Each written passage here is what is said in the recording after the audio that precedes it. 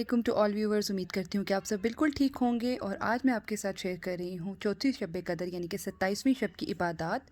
تو جب ہم 26واں روزہ افطار کریں گے اور مغرب کے بعد 27ویں شب جو ہے وہ لگ جائے گی، جو کہ طاق رات ہے، اور اس میں جو ہم نے عبادات کرنی ہے ان میں سب سے پہلے ہم نے 12 رکعت نماز نفل 3 سلام کے ساتھ پڑھنے ہیں.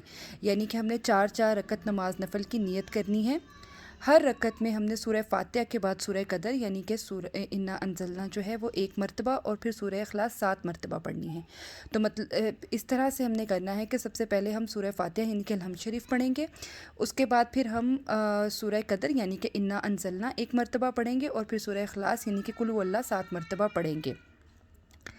سلام کے بعد ہم نے استغفار، یہ جو آگے استغفار آپ اسکرین پہ دیکھ سکتے ہیں، یہ ہم نے پڑھنا ہے 70 مرتبہ.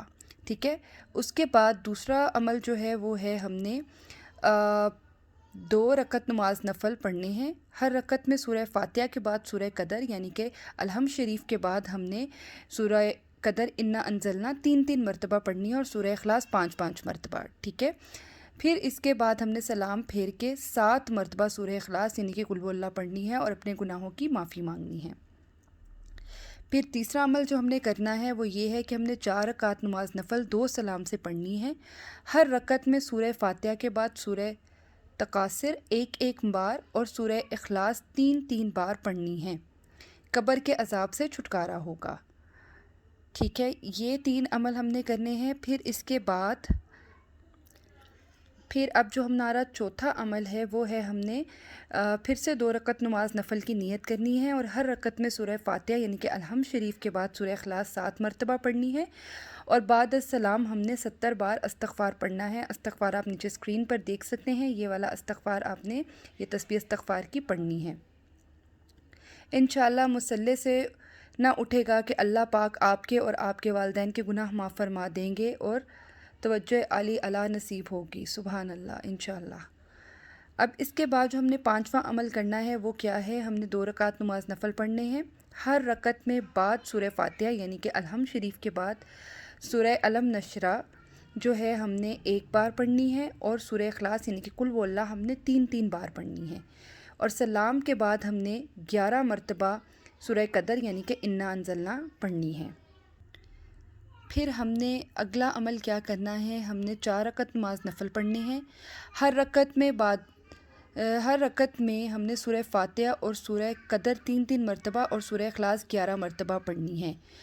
اور نوافل سجدے میں اور جب ہم نے یعنی کہ نوافل ہم نے یہ والے ادا کرنے ہیں، اس کے بعد ہم نے سجدے میں سر رکھ کر 11 مرتبہ جو یہ کلمات نیچے لکھے ہیں یہ ہم نے سجدے میں جا کر پڑھنے ہیں اور اپنی جو دلی حاجت ہے وہ طلب کرنی ہے. تو انشاءاللہ اللہ تعالی ہماری دعا کو قبول و منظور فرمائے گا. میں دوبارہ اس کو ایکسپلین کر دیتی ہوں کہ 4 رکعت نماز نفل ہم پڑھیں گے. ہر رکعت میں سب سے پہلے جیسے الحمد شریف پڑھتے ہیں، اس کے بعد ہم سورہ قدر یعنی کہ انا انزلنا 3 مرتبہ پڑھیں گے اور پھر سورہ اخلاص جو ہے وہ 11 مرتبہ پڑھیں گے. اور جب ہم ان نوافل سے فارغ ہو جائیں گے، سلام پھیر دیں گے، پھر ہم نے سجدے میں سر رکھ کر 11 مرتبہ 11 مرتبہ ہم نے یہ جو تیسرے کلمے کی تسبیح ہے سبحان اللہ والحمد للہ ولا الہ الا هو واللہ اکبر، یہ 11 مرتبہ پڑھنی ہے اور اپنی دلی حاجت جو ہے وہ طلب کرنی ہے. پھر اس کے بعد ہم نے جو خاص وظیفہ ہے 27ویں شب کا وہ کیا ہے کہ ہم نے سورہ ملک جو ہے وہ 7 مرتبہ پڑھنی ہے اور پھر اس کے بعد ہم نے 7 حامیم جو ہیں یہ 11 مرتبہ پڑھنے ہیں، جو کہ قرآن پاک کی ڈیفرنٹ صورتوں میں حامیم آتا ہے. وہ والی جو آیات ہیں وہ ہم نے پڑھنی ہے. یہ آپ دیکھ سکتے ہیں اسکرین پر. 2 آیات اس پیج پر ہیں اور باقی کی 5 اگلے پیج پر. میں آپ کو وہ بھی دکھاتی ہوں.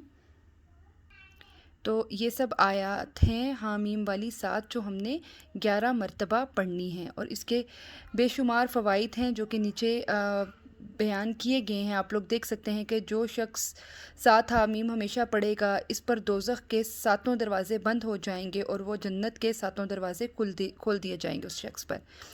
نمبر 2 فائدہ کیا ہے؟ اچانک کسی مصیبت کے نازل ہو جانے پر ان 7 حامیم کو 3 مرتبہ پڑھ کر دعا کریں تو اللہ تعالیٰ اس پریشانی سے نجات عطا فرماتے ہیں انشاءاللہ. تیسرے نمبر پر اس کا فائدہ کیا ہے؟ اگر آپ راستہ بھول جائیں یا کوئی بات بھول جائیں یا کسی پر غالب آنا مقصود ہو تو مذکورہ 7 حامیم کو بار بار پڑھیں، انشاءاللہ کامیابی ہوگی۔ 7 حامیم کی 7 صورتیں سورہ مومن سے لے کر سورہ احقاف تک ترتیب وار پارہ 24، 25 اور 26 میں اکٹھی ہیں، ٹھیک ہے؟ تو یہ جو ہیں اس طرح سے یہ اس کے فوائد ہیں، اور اللہ تعالی ہم سب کو نیک عمل کرنے کی توفیق عطا فرمائے، اور آپ سب ضرور اس عمل کو کیجیے گا 27ویں شب کو۔ امید کرتی ہوں کہ آپ کو آج کی ویڈیو پسند آئی ہوگی۔ انشاءاللہ کل آپ سے پھر ملاقات ہوگی۔ اپنا بہت سا خیال رکھیں، اور اس بابرکت رات میں 27ویں کی رات پہ بہت رحمتوں اور برکتوں والی رات ہے۔ اللہ تعالیٰ اس پاک رات کے صدقے میں ہم سب کی تمام تر مشکلات و پریشانیاں دور فرمائے۔ اپنی خاص دعاؤں میں مجھے اور میرے اہل و عیال کو یاد رکھیے گا۔ انشاءاللہ کل پھر ملاقات ہوگی۔ اللہ حافظ۔